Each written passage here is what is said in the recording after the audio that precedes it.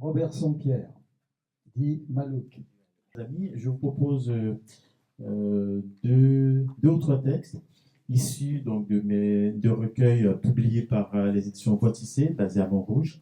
Il s'agit donc de Traces et contrastes du temps, publié en décembre 2020, et de Averse poétique, qui est sorti en juin 2023. Très rapidement.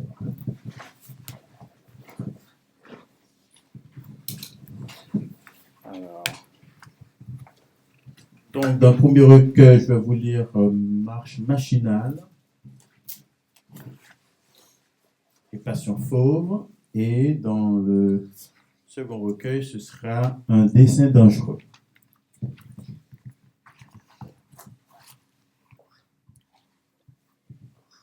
Comme un train à l'arrêt, avant le prochain arrêt, entre deux stations sur les rails, je réfléchis à cette coïncidence, à cette rencontre par inadvertance, comme une suite d'incidences. On s'est croisés, presque piétinés, pour ne plus se quitter. Tu as court-circuité ma raison, mon intelligence, mon extrême prudence. J'étais en train de réfléchir, soudain, face à toi, je n'ai pu que m'infléchir. Coupure du courant de mon bon sens, arraché de mon train-train quotidien, vide sidéral, que seule la plénitude de ton sourire savait combler. Et le comble de tout cela, cet incident plutôt, n'avait rien de fâcheux. Et comme tout a une fin, le train de mon indifférence a repris sa marche, une marche machinale, vers une lucidité déclarée, affichée. Toi et moi, c'était beau. L'incident est clos. Passion fauve. Les émotions les plus belles sont celles que tu ne sais pas expliquer.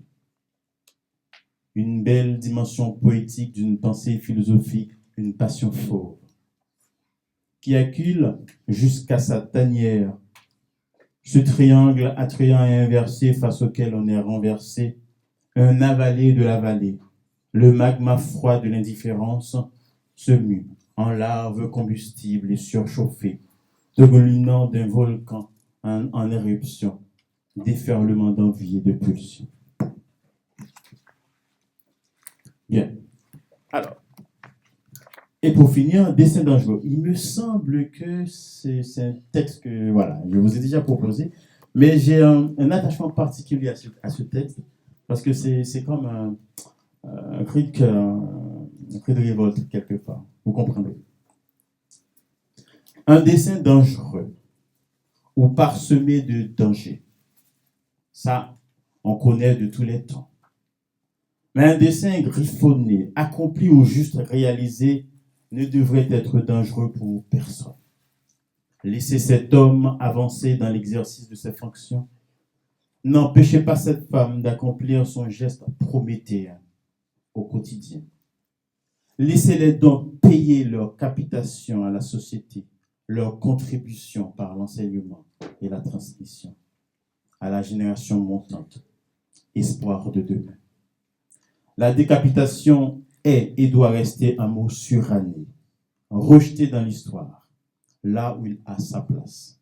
Geste dépassé, mal placé, gardons la tête sur les épaules, c'est là sa place.